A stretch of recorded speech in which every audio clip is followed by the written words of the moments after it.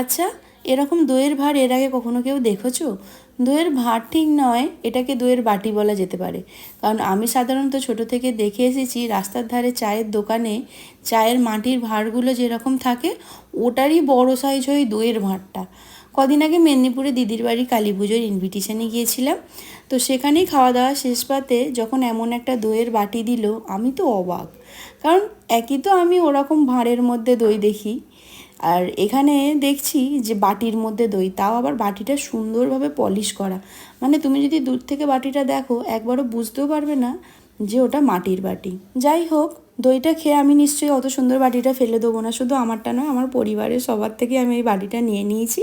তারপর ওগুলো মা সুন্দর করে ধুয়ে ব্যাগে ঢুকিয়ে দিল, কারণ আমার মা আমার এই টুকটাক আঁকিবুকি দিকগুলো দেখতে অনেক পছন্দ করে। আচ্ছা, কমেন্টে জানাও তো, বাইরে বেরিয়ে কিছু খেলে সেই জিনিসটা যদি তোমাদের পছন্দ হয়ে যায়, কে কে বাড়ি নিয়ে চলে আসো।